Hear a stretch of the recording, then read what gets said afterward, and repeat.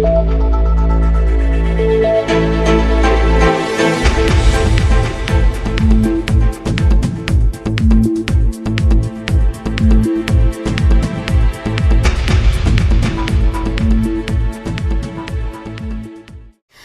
муҳимтарин хабару гузоришҳои рӯз барномаи иттилоотии пайғом аз телевизиони симои шаҳри Панҷакент манзуратон аст. Ассалому алайкум.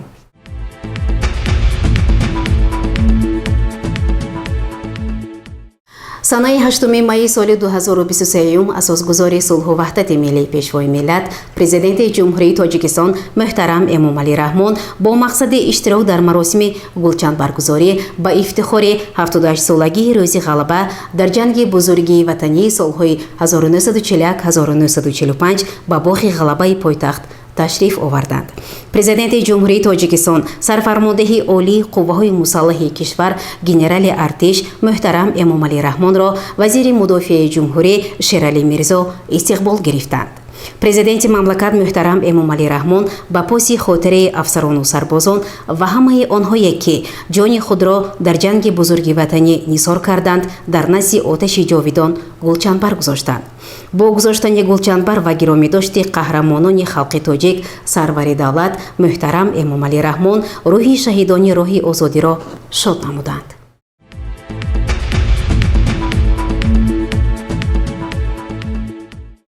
бинандагони гиромӣ, ҳоло бошад мутаваҷҷеҳ бошед ба паёми табрикии раиси шаҳри Панҷакент Абдухолиқ Холиқзода ба муносибати рӯзи ғалаба дар ҷанги бузурги ватанӣ. дар таърихи инсоният санаҳое ҳастанд ки бо гузашти солҳо аҳамият ва арзиши онҳо боз ҳам бештар аён мекарданд. рӯзи ғалаба бар фашизм ба қатори ҳамин гуна саҳнаҳои фаромӯшнашуданӣ шомил аст ва онро тамоми инсоният аз ҷумла мо тоҷикистониён азиз ва гиромӣ медорем. имсол аз ин рӯзи таърихӣ 78 сол сипарӣ мешавад. ба ин муносибат саҳмдорони ақибгоҳ ки барои пирӯз шудан бар фашизм саҳм гузоштанд, пайвандони иштирокчони ҷанги бузурги ватанӣ, собиқадарони ҷангу меҳнат, афсарону сарбозони шуҷоъ ва кулли ҳамдиёронро бо рӯзи ғалаба бар фашизм самимона табрику таҳният мегӯям. асосгузори сулҳу ваҳдати миллӣ пешвои миллат президенти ҷумҳурии Тоҷикистон муҳтарам Эмомалӣ Раҳмон дар яке аз суханрониҳои худ бахшида ба таҷлили рӯзи ғалаба иброз намуданд ки фарзандони халқи тоҷик дар ҳамаи ҷабҳаҳои ин ҷанги таҳшатнок ки аз ҷумла фоҷиаҳои бузургтарини таърихи башарият буд иштирок карда аз имтиҳони ҷиддии таърих бо ҷасорату матонат ва сарбаландона гузаштанд. боиси сарфарозии мост ки ҳазорон нафар фарзандони халқи тоҷик дар ҷабҳаҳои ҷанги бузурги ватанӣ бо шуҷоату қаҳрамонӣ бар зидди истилогарони фашистӣ ҷангида ба унвонҳои баланди қаҳрамони Иттиҳоди Шӯравӣ, ордену медалҳо ва дигар мукофотҳо шарафёб гардиданд.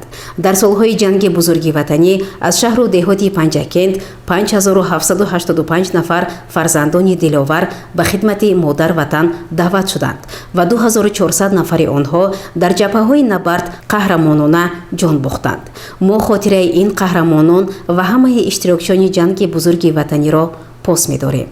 имрӯз ҳарчанд иштирокчони ҷанги бузурги ватанӣ дар байни мо нестанд, аммо корнамоию шуҷоат ва ному хотираи неки онон ҳамеша дар дилу дидаи мо зинда аст.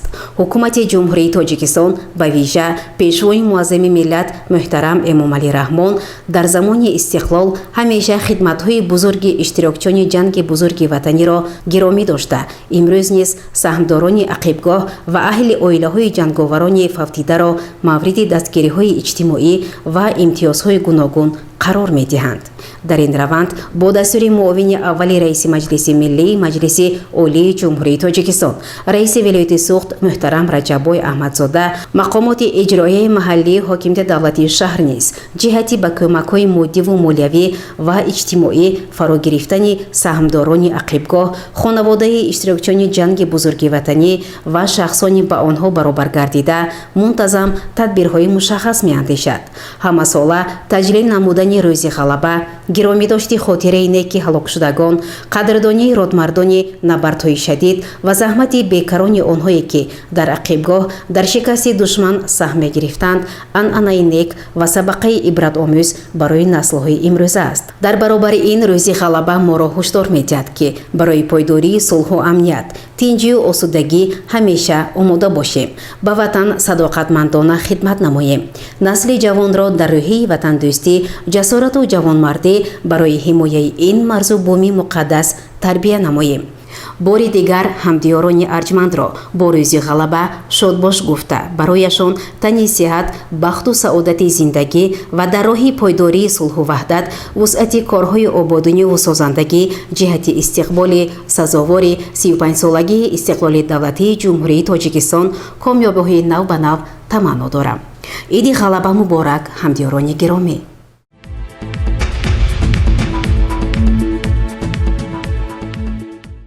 бинандагони гиромӣ, ҳоло бошад ба қарорҳои раиси шаҳри Панҷакент таваҷҷӯҳ намоед. қарори раиси шаҳри Панҷакент дар бораи ташкил ва гузарондани озмуни шаҳрии Шашмақомсароӣ дар байни ҷавонон мутобиқи моддаҳои 19 ва 20 қонуни Конститутсионии Ҷумҳурии Тоҷикистон дар бораи мақомоти маҳаллии ҳокимияти давлатӣ тибқи банди 25 протоколи таҳти рақами 25 маҷлиси назоратии назди раиси шаҳри Панҷакент аз 14 ноябри соли 2022 бо мақсади ривоҷу равнақи санъати мақомхонӣ, дарёфти чеҳраҳои нав дар байни наврасон ва ҷавонон, таҳким бахшидани ҳунари фарҳанги миллӣ дар ҷодаи мусиқии суннатии Шарқ қарор мекунам.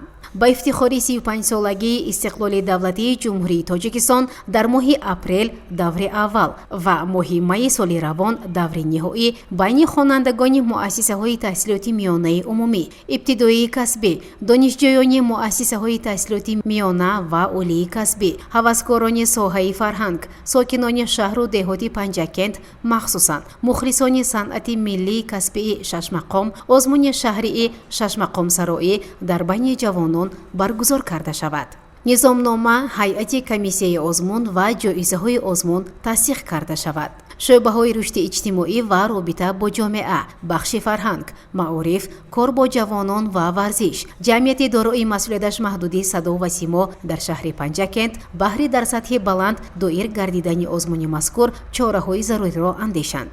бахши фарҳанг дар ҳамкорӣ бо шӯъба, бахш ва идораҳои дар боло зикр гардида иҷрои талаботи қарори мазкурро таъмин намуда барои ҷалби бештари дӯстдорони санъати мусиқии миллии Шашмақом чораҳои зарурӣ андешанд. раёсати молияи шаҳри Панҷакент маблағгузории озмуни шаҳрии Шашмақомсароӣ дар байни ҷавонон тибқи харҷнома ба маблағи 7000 сомонӣ аз ҳисоби фонди захиравии раиси шаҳри Панҷакент барои соли 2023 ҷудо намояд. ба раёсати молияи шаҳри Панҷакент супориш дода шавад ки аз ҳисоби фонди захиравии раиси шаҳри Панҷакент маблағи пешбинишударо ҷудо намояд.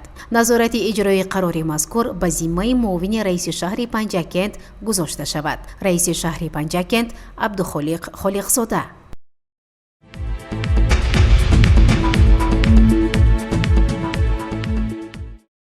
қарори раиси шаҳри Панҷакент дар бораи ташкил ва гузарондани даври шаҳрии озмуни ҷумҳуриявии Фурӯғи Субҳи Доноӣ китоб аст. мутобиқи моддаҳои 19, 20 ва 32 қонуни Конститутсионии Ҷумҳурии Тоҷикистон дар бораи мақомоти маҳаллии ҳокимияти давлатӣ бо мақсади таъмини иҷрои амри президенти Ҷумҳурии Тоҷикистон аз 3 феврали соли 2023 таҳти рақами 156 ва қарори раиси вилояти Суғд аз 10 марти соли 2023 таҳти рақами 89 дар бораи ташкил ва гузарондани даври вилоятии озмуни ҷумҳуриявии Фурӯғи Субҳи Доноӣ китоб аст қарор мекунам. соли 2023 даври шаҳрии озмуни ҷумҳуриявии Фурӯғи Субҳи Доноӣ китоб аст баргузор карда шавад. низомнома ва рӯйхати адабиёти тавсияшуда барои иштирокчиёни озмун ки бо амри президенти Ҷумҳурии Тоҷикистон аз 2 феврали соли 2023 таҳти рақами 330 тасдиқ шудааст ба инобат гирифта шавад. ҳайати комиссияи ташкилӣ ва харҷномаи даври шаҳрии озмуни ҷумҳуриявии Фурӯғи Субҳи Доноӣ китоб аст тасдиқ карда шавад. шӯъбаҳои маориф, рушди иҷтимоӣ ва робита бо ҷомеаи дастгоҳи раиси шаҳр, кор бо занон ва оила, бахшҳои фарҳанг, кор бо ҷавонон ва варзиш, сабти асноди ҳолати шаҳрвандӣ, танзими анъана ва ҷашну маросим, ҳифзи иҷтимоии аҳолии шаҳри Панҷакент, роҳбарони муассисаҳои таҳсилоти миёна ва олии касбӣ, бахши панҷакентии иттифоқи нависандагони Тоҷикистон, ҷамъияти дорои масъулияташ маҳдуди Садо ва Симо ва китобхонаи шаҳрии ба номи Убайд Раҷаб барои дар сатҳи баланд баргузор намудани озмуни мазкур чораҳои зарурӣ андешанд. мақомоти иҷроияи маҳаллии ҳокимияти давлатии шаҳри Панҷакент иҷрои талаботи қарори мазкурро таъмин намуда, ғолибони озмун ва омӯзгорону падару модароне ки шогирдону фарзандонашон дар даври шаҳрии озмун барандаи ҷоизаҳо мешаванд, аз ҷиҳати моддӣ ва маънавӣ ҳавасманд гардонанд. ба рӯзномаи маҳаллии Зарафшон ва идораи ҷамъияти дорои масъулияташ маҳдуди Садо ва Симо дар шаҳри Панҷакент супорида шавад ки ҷараёни баргузории озмунро тариқи воситаҳои ахбори умум саривақт инъикос намоянд. раёсати молияи шаҳр ҷиҳати дар сатҳи баланди ташкилӣ баргузор шудани озмун тадбирҳо андешида, аз ҳисоби маблағҳои фонди захиравии раиси шаҳр тибқи харҷнома маблағи харҷи озмунро аз ҷумла барои тақдим намудани ғолибони озмун ба таври нақдӣ ҷудо намояд. даври шаҳрии озмун нимаи аввали моҳи майи соли равон дар заминаи муассисаҳои таълимии шаҳри Панҷакент баргузор карда шавад. шӯъбаи вазорати корҳои дохилии шаҳри Панҷакент бехатарии рафтуомади иштирокчиёни даври вилоятии озмуни ҷумҳуриявии фурӯғи субҳи доноӣ китоб астро таъмин намояд. назорати иҷрои қарори мазкур ба зиммаи муовини раиси шаҳр сарпарасти соҳа вогузор карда шавад. раиси шаҳри Панҷакент Абдухолиқ Холиқзода.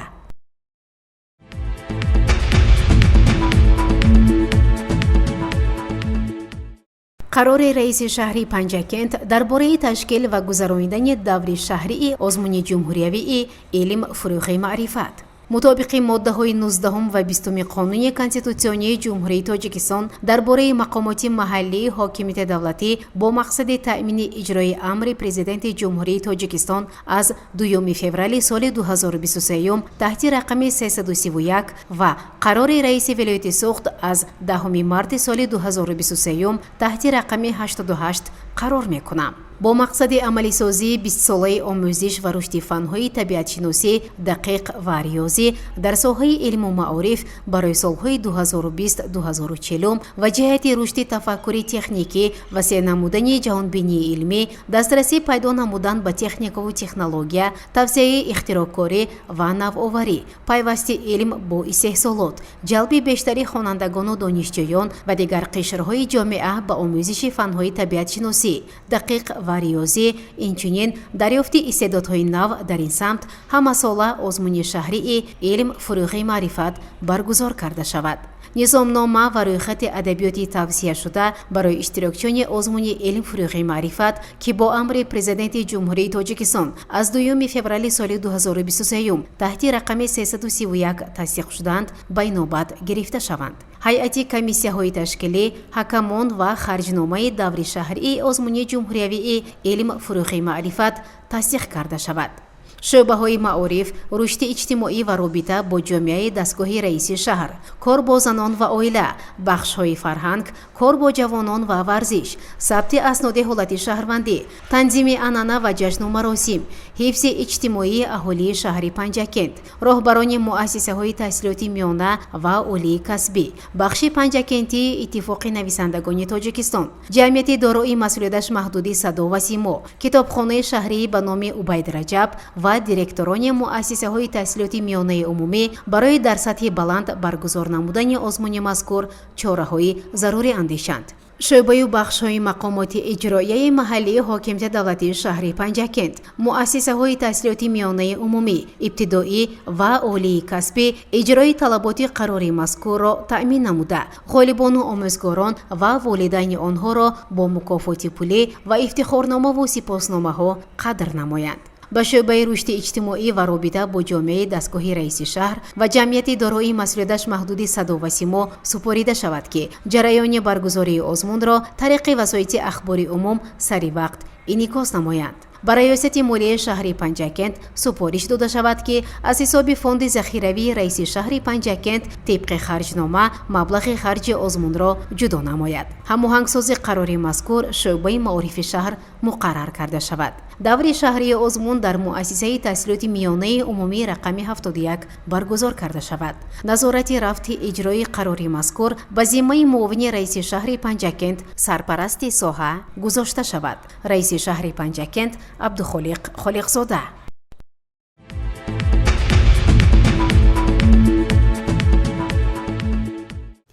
субҳи санаи 8 майи соли равон ҷаласаи ҳафтавори назоратии раиси шаҳри Панҷакент баргузор гардид ки зимни он иҷрои нақшаю вазифаҳои ҳафтаи гузашта таҳлилу баррасӣ гардид ва аз тарафи раиси шаҳри Панҷакент Абдухолиқ Холиқзода ба роҳбарон барои ҳафтаи нав вазифаҳои мушаххас гузошта шуд. субҳи санаи 8 майи соли равон маҷлиси ҳафтавори назоратии назди раиси шаҳри Панҷакент баргузор гардида дар он асосан масъалаи соҳаи кишоварзӣ ва даъвати баҳории ҷавонон ба сафи қувваҳои мусаллаҳи ҷумҳурии Тоҷикистон мавриди таҳлил ва муҳокима қарор гирифт. дар ҷаласа нахуст раиси шаҳри Панҷакент қайд намуд ки санаи 5 майи соли 2023 дар толори мақомоти иҷроии ҳокимияти давлатии вилояти Суғд машварати кории раиси вилояти Суғд Раҷаббой Аҳмадзода баргузор гардид ки дар он муовинони раиси вилоят, роҳбари дастгоҳи раиси вилоят, раисони шаҳру ноҳияҳо, масъулони соҳаи кишоварзӣ иштирок карданд ва дар он ҷараёни корҳои кишоварзӣ дар шаҳру ноҳияҳо мавриди баррасӣ қарор гирифт. бо таҳлили рафти корҳои саҳроӣ раиси вилоят ба раисони шаҳру ноҳияҳо дастур дод ки ҳар як соати мавсим бояд самаранок истифода бурда шуда кишту кори ҳама намуди зироатҳои баҳорӣ дар муҳлати оптималӣ гузаронида шавад. дар идомаи ҷаласа ҳисоботи раисони ҷамоатҳои деҳот вобаста ба рафти кишти баҳорӣ ва даъвати баҳории ҷавонон барои хизмат дар сафи қувваҳои мусаллаҳи ҷумҳурии Тоҷикистон шунида шуда барои ислоҳи камбудиҳо масъулон вазифадор шуданд. гузориши муовини раиси шаҳри Панҷакент Санъат Тоҳирзода вобаста ба рафти даъвати баҳории ҷавонон дар шаҳру деҳот шунида шуда, ҳамчунин аз роҳбарони корхонаву ташкилотҳое ки вобаста ба ин масъала масъул мебошанд аз ҷониби раиси шаҳри Панҷакент эроди ҷиддӣ гирифта шуда вазифадор гардиданд то дар муҳлати муайян шуда вазифа ва супоришҳоро иҷро намоянд. ҳамчунин раиси шаҳри Панҷакент Холиқзода Абдухолиқ чанде аз эродҳои хешро вобаста ба фаъолияти соҳаи маориф, тандурустӣ, омор, кишоварзӣ, ҷавонон, сайёҳӣ, корхонаи фаръии давлатии хоҷагии манзилию коммуналӣ ва ҷамоатҳои деҳот баён намуда масъулонро оиди бартараф кардани камбудиҳо вазифадор намуд. маҷлиси ҳафтавори назоратиро раиси шаҳри Панҷакент Холиқзода Абдухолиқ ҷанбаст намуда аз масъулони тамоми соҳаҳо даъват ба амал овард вазифа ва супоришҳоро дар муҳлати муайяншуда иҷро намоянд.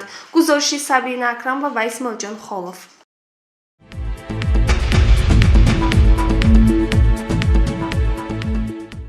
барномаро идома медиҳем. таҳти роҳбарии муовини якуми раиси шаҳри Панҷакент Муҳаммад Содир Сафарзода рӯзи шанбе қабули шаҳрвандон гузаронида шуд.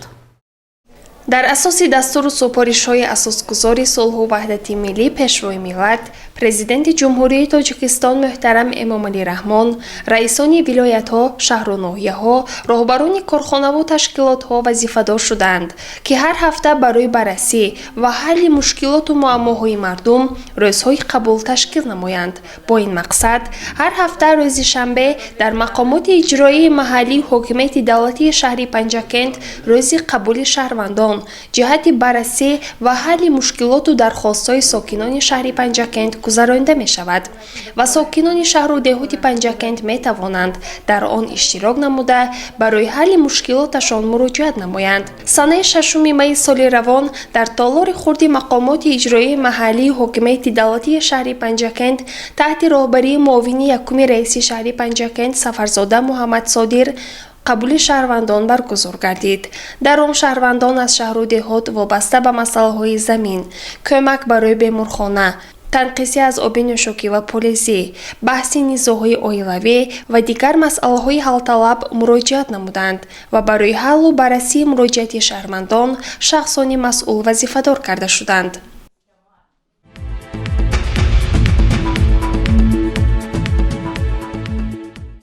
дар доираи нақшаи комиҷроияи ҳизби халқии демократии тоҷикистон дар шаҳри панҷакент ба муносибати рӯзи ғалаба ҷамъомади маърифатӣ оид ба ифтихор аз родмардони ватан баргузор гардид. идомаи ин мавзӯъ дар гузориши хабарнигорони мо. ҳар сол мардуми сулҳудӯсти сайёра аз ҷумла сокинони тоҷикистони соҳиби истиқлол даҳшати ҷанги хонумонсӯзро ёдоварӣ намуда 9 майро ҳамчун санаи таҷлили корномаи мардони далеру шуҷоъ ба муқобили фашизми гитлерӣ ҷашн мегиранд.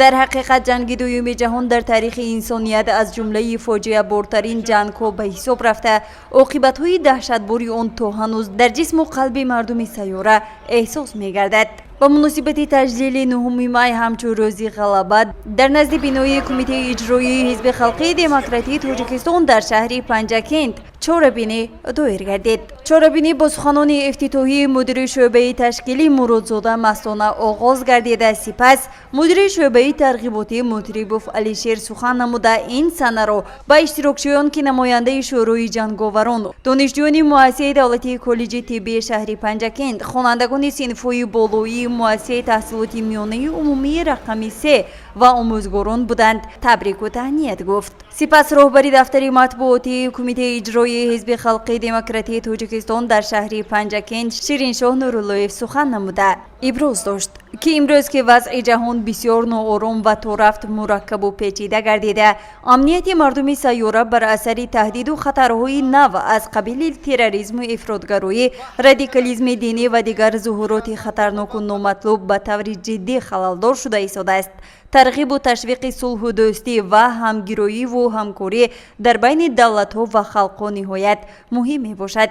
ёдрас мешавем ин чорабинӣ ба муносибати таҷлили санаи 9 май ҳамчун рӯзи ғалаба бар фашизм ҳамзамон ва аксие ки ба номи хизмати ин ватан ман накунам ки мекунад роҳандозӣ шудааст доир гардид. дар фарҷоми чорабинӣ иштирокчиён сухан намуда таъкид намуданд ки мо бояд наслҳои имрӯзаро дар рӯҳияи ватандӯстиву ватанпарварӣ, ҳисси баланди миллӣ, сулҳпарвариву башардӯстӣ ва ободкориву созандагӣ тарбия кунем ва ба камол расонем. ҳамзамон ёди гузаштагонро пос дорем. гузориши Мартаба Раҳмонова ва Шаҳбоз Қурбонов.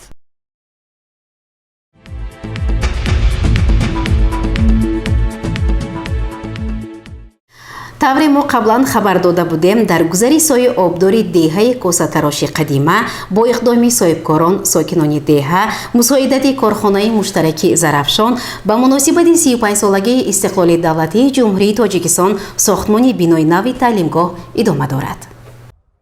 дар партави дастуру супоришҳои пешвои муаззами миллат президенти ҷумҳурии Тоҷикистон муҳтарам Имомалӣ Раҳмон, вазифагузориҳои раиси вилояти Суғд Раҷаббой Аҳмадзода, раиси шаҳри Панҷакент Абдухолиқ Холиқзода дар маҳаллаи сои обдори деҳаи косатароши қадимаи ҷамоати деҳотӣ Косатарош сохтмони бинои таълимгоҳи нав бо маром идома дорад. мавриди зикр аст ки бунёди бинои нав бо иқдоми созандаи сокини деҳа Бобосултон Бобомирзоев ва мусоидати роҳбарияти корхонаи муштараки Зарафшон даҳҳо фарзандони саховатпешаи ҷамоати деҳоти Косатарош ва деҳаҳои ҳамсоя идома ёфта мушкилоти беш аз 300 нафар хонандагонро ки барои таҳсил масофаи то 4-5 километрро тай менамоянд осон месозад.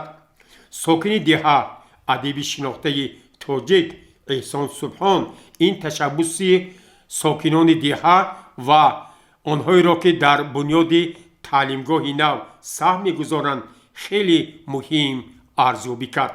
дар деҳаи Косатароши кӯҳна ҳам ки имрӯз боз навбунёд шудааст, бинои мактаби нав ба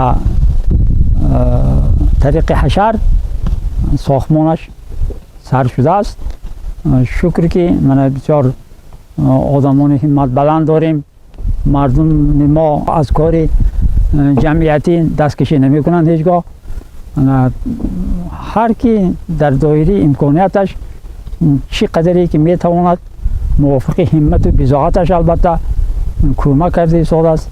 мана Бобосултон Бобомирзоев як бародари мо یکی از نفوذهای آبادکاری دهه ما من به همین کار سر و سروری میکنن. الحال چنان که دیدید در ساختمان کاری ساختمان با جوش خروش ادامه دارد.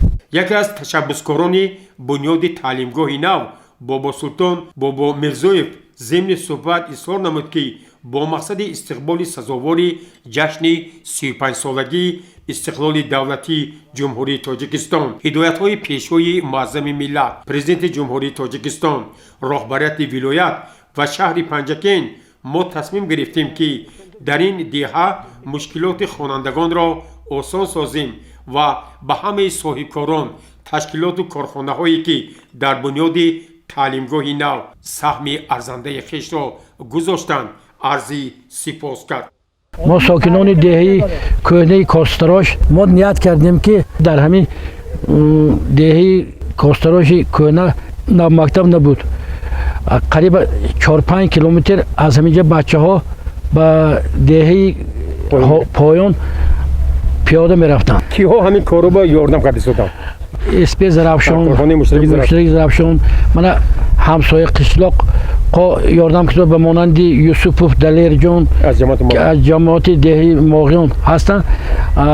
قریب زیاده از 20,000 زیادتر غش ما به کمک رسوندن، غشت پخته کمک رسوندن. از خود دهی کاستراش اماموف تقاباقی، قربانوف بای صادق در روسیه حضور دارند، قربانوف حکیم، قربانوف ابراهیم، رحیموف شیراز، آدینایف محسین، مرادوف امتقول و مرادوف اعظم، قربانوف سلیم، مرادوف محمدیار، علیف حبیب و دیگران بسیارند. بنیاد تعلیمگاهی نو را آموزگاران، خوانندگان و ساکنان دهه خیلی خوب پذیرایی نمودند و تاکید ساختند که واقعاً پس از به استفاده سپاریدن بنای زمانوی صفت تعلیم و تربیه به مراتب بهتر گردیده مشکلات خوانندگان نیز آسان خواهد شد. شاگردان بیش از 350 نفر امروز 4.5 کیلومتر راه را پیاده طی کرده و مکتب‌های محله‌های پایان برای تحصیل می روند و تشبسکاران، ساختمانچیان این بینای با اندیشه من برای مردمی دهه تاریخی و برای تعلیم گیرندگان آیندهش تقدیرساز در پیروی به سیاست معارف پرورانه و بنیادکارانه اساسگذار صلح و وحدت ملی پیشوای ملت محترم امام علی رحمان تصمیم گرفتند که اینجا همین مکتب را ساخته به استفاده دهند. ما خوانندگان همین محله سالیانی زیاد است که 4-5 کیلومتر راه را طی کرده و محله‌های پایان برای علم آموزی می‌رویم. آرزو داشتیم که در همین محله ما نیز یک مؤسسه ساخته شود و امروز این آرزوی ما عملی می‌گردد. حاضر من خدا با شکر با شرافت استقلالیت امروز در دهه نو بنیاد سایه آبیدار مکتب نو بنیاد کرده ایستادم با اقدام‌های پیشوای ملت که این هم با دستگیری حکومت شهر پنجکن من امروز مکتب نو ساخته ایستادم. ما منتدار. با ما اطلاع دادند که در ساختمان بنای تعلیمگاه نو در برابر ساکنان و مددگاران جماعت دهاتی کاستراش اینچنین از دیگر دهه‌های همسایه کمک‌ها دسترس شدند. کارهای اساسی ساختمان را گروه استاها تحت راهبری سید خلوف رفیق وسعت می‌بخشند. همزمان در ساختمان بنای نو ساکنان دهه به طور حشر اشتراک می‌کنند و بناکاران را منتظم با خوراک تامین می‌نمایند. از روی اطلاع بابا سلطان بابا مرزویف طبق لایحه بنای نو تعلیمگاه در 2 نوبت برای 350 خواننده ساخته می‌شود. تصمیم گرفته شده است که با جلب بیشتری کارگران و متخصصان، تامین مصالح ساختمانی، سهم شخصانی تشبسکار، نوبت اولی بنای تعلیمی در آغاز سال نو تحصیل یعنی سالگرد استقلالیت دولتی جمهوری تاجیکستان مورد استفاده قرار می‌گیرد و آرزوی چندین ساله فرزندان این دهه ҷомеаи амал мепӯшад. Имрӯзҳо дар деҳаи косатарош аз тарафи мардум ва шахсони саховатпеша барои истиқболи сазовори 35-мин солгарди истиқлоли давлатии ҷумҳурии Тоҷикистон корҳои ободониву созандагӣ бо маром ҷараён дорад. гузориши Аббос Ҳамроҳзода, Хайём Ҷураев аз ҷамоати деҳотии Косатарош.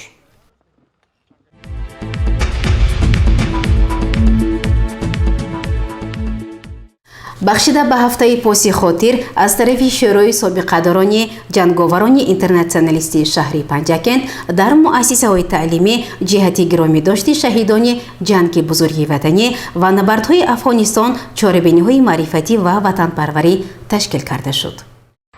бо иқдоми шӯрои ҷанговарони интернатсионалисти шаҳри Панҷакент ба муносибати ҳафтаи поси хотир гиромидошти иштирокчиону родмардони ватан дар ҷанги бузурги ватанӣ ва шаҳидони Афғонистон як силсила чорабиниҳои адабию фарҳангӣ ва ҳарбӣ ватандӯстӣ баргузор гардид. иштирокчиони ин чорабиниҳо аз назди кохи ба номи устод Лоиқ Шералӣ тавассути нақлиётҳо бо парчамҳои давлатии ҷумҳурии Тоҷикистон нахуст ба муассисаи таҳсилоти миёнаи умумӣ рақами 14-уми деҳаи Кабудсанги ҷамоати деҳоти Халифа Ҳасан ташриф оварда ба пояи шаҳидони ҷанги бузурги ватанӣ гулчанбарҳо гузоштанд. ҳамзамон дар ин ҷо хонандагон бо шеъру таронаҳои ватандӯстона иштирокчони ҳафтаи поси хотирро таҳти роҳбарӣ раиси шӯрои собиқадорони ҷанговарони интернатсионалисти шаҳри Панҷакент Алибой Баротов пазироӣ намуданд. дар варзишгоҳи муассисаи таҳсилоти миёнаи умумии рақами 14 ба муносибати ҳафтаи поси хотир барномаи ҳарбӣ ватандӯстӣ баргузор гардид ки он бо танин андоз шудани суруди миллии ҷумҳурии Тоҷикистон оғоз ёфт. раиси шӯрои собиқадорони ҷанговарони интернатсионалисти шаҳри Панҷакент Алибой Баротов иштирокчони ин чорабиниро ба муносибати рӯзи ғалаба 78-мин солгарди пирӯзии мардуми шӯравӣ дар ҷанги бузурги ватании солҳои 1941 ва 1945 самимона табрику муборакбод гуфта аз қаҳрамониҳои бобою падарон шаҳидони Афғонистон ва ҳомиёни сохти конститутсионии ҷумҳурии Тоҷикистон бо як ифтихор сухан гуфт. сипас дар як фазои тантанавӣ ба омӯзгори ин муассиса Умматов Рустам барои баландбардоштани тарбияи ҳарбӣ ватандӯстӣ медали ҷашнӣ тақдим гардид. аз тарафи устозон ва хонандагони ин муассиса барномаи хеле ҷолиби адабию фарҳангӣ тараннумгари ватан ва ифтихор аз родмардони диёри мо баён гардид ки шеърҳои ватандӯстӣ хеле хуб садо доданд. бошад садои хуштарин бар гӯши дилсози ватан. субҳонаи худ мекунам ашки саҳарнози ватан. дар ватан дилро ту мехоҳӣ фидо созам ба ҷон. дил барои меҳри ту ай меҳри ман бошад макон.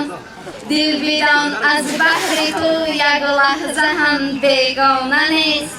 ҳамчу мурғе кардаанд дар ҷои меҳрат ошиён.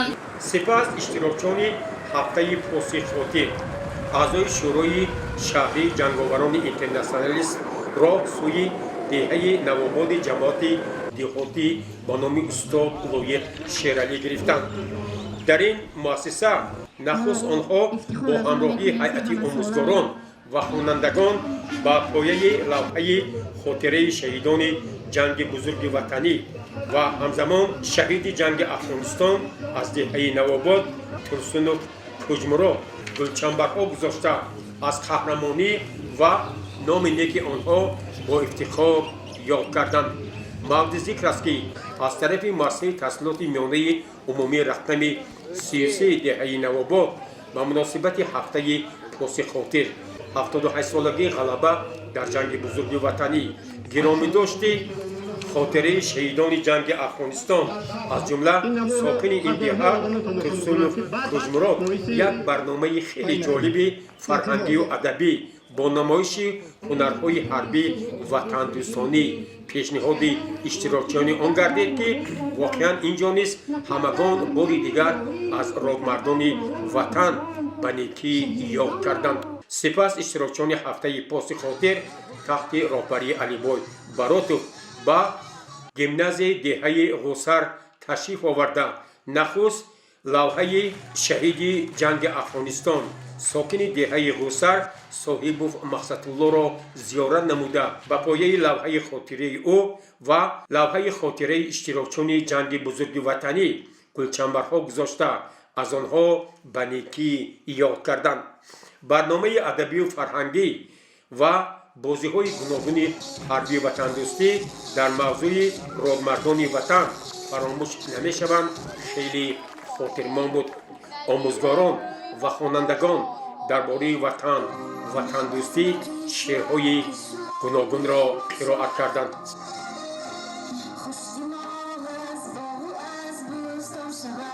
خیلی کرده گذاشتنیم که در سالهای جنگ بزرگ وطنی تنها از جماعت دهات لایق شیرالی 156 نفر اشتراک کرده برای محافظت وطن کمر حمایت بستند. در افغانستان نیز از جماعت ما 2 نفر اشتراک کردند که یکی از اینها صاحب مقصد الله همدیار ما جان خود را برای وطن باخته است و باعث افتخار است که نیمپیکره این شخص بزرگ در مکتب ما جایگیر شده است. سازم به وطن خدمت شایسته و لایق تا کار به گفتار شود ساز و موافق.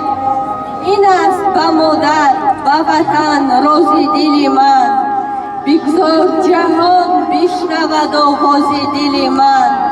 در خاتمه این جمعیت باری دیگر رئیس شورای سابقه‌داران جنگاوران اینترنشنالیستی شهر پنجکین علیبای баротов اشتراکچیان آن را صمیمانه تبریک و تهنیت گفت و اظهار داشت که ما باید پیرو بابایان و پدران شهرتمند خویش باشیم، وطنمان را دوست داریم و در پرتو دستور سپارش‌های اساسگزار صلح و وحدت ملی پیشوای معظم کشور پرزیدنت جمهوری تاجیکستان محترم امامعلی رحمان راهبریت ولایت سوخت و شهر پنجکین برای محافظت مرز و بوم وطن همیشه آماده باشیم.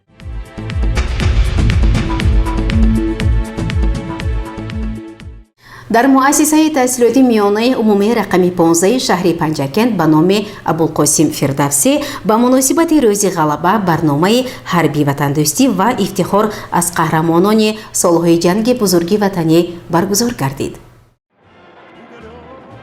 9 май иди ғалаба ин ҷашни умуми миллиро тамоми мардуми собиқ иттиҳоди шӯравӣ ва мардуми сулҳхоҳии ҷаҳон ки саҳми босазои худро дар таъмини ғалаба бар фашизм гузоштанд қадрдонӣ менамоянд. имрӯзҳо пос доштани чунин иди бузург аҳамияти махсуси худро дорад, зеро намояндагони зиёда аз 100 миллату халқият ҳамчун узви як оила муттаҳид гардида барои ба даст овардани пирӯзӣ ҷонисориҳо карданд. дар ин ҷанги хонумонсӯз беш аз 70 кишвари дунё иштирок намуданд. амалиёти ҳарбӣ дар қаламравӣ 40 давлати дунё ҷараён гирифта буд. дар ин муҳорибаҳои шадиду хунин аз кишварҳои иштирокчии ҷанг зиёда аз 110 миллион нафар афсарону сарбозон сафарбар шуда буданд. ин ҷанги фоҷиабор зиёда аз 50 миллион нафар одамон қурбон шуда, миллионҳо одамон машаққати рӯҳию равониро аз сар гузаронданд. бояд гуфт ки дар солҳои ҷанги бузурги ватанӣ аз миллати тоҷик беш аз 300 000 нафар бо душман ҷангида буданд. ҳамчунин зиёда аз 92 000 дар ин ҷанги хонумонсӯз қурбон шуда буданд. фарзандони миллати тоҷик дар ақибгоҳ фронти шӯравиро бо либосу маводи хӯрокворӣ таъмин мекарданд. ин қаҳрамониву далерии ҷанговарону дар ақибгоҳ кор карда то абад дар қалби ҳамагон зиндаву ҷовид боқӣ хоҳад монд. чуноне ки мегӯянд ҳеҷ кас ва ҳеҷ чиз фаромӯш намешавад. ба хотири гиромидошти қаҳрамониҳои иштирокчони ҷанги бузурги ватанӣ ба муносибати 78-солагии ғалаба бар фашизм муҳассилини муассисаи таҳсилоти миёнаи умумии рақами 15 бо роҳбарии омӯзгорони фанни забони русӣ муаллимони пешқадами ин дабистон хоса алиева зӯҳро абдувалиевна чорабинии идона баргузор гардид ки меҳмонони он иштирокчони ҷанги байналмилалии афғонистон буданд. баҳри поз доштани хотираи неки шаҳидону фавтидагони ҷанг дақиқаи хомӯшӣ эълон гардид.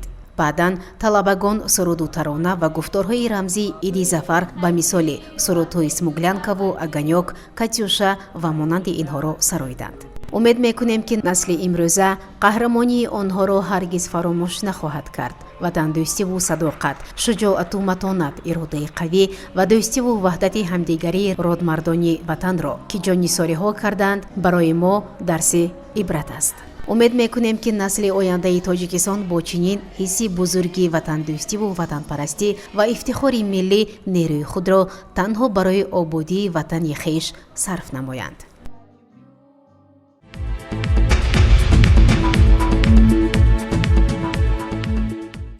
бинандагони гиромӣ, дар ҳамҷо барномаи иттилоотии пайғом ба поён мерасад. барои ҳар яки шумо сиҳативу саломатиро хоҳонем. хайр.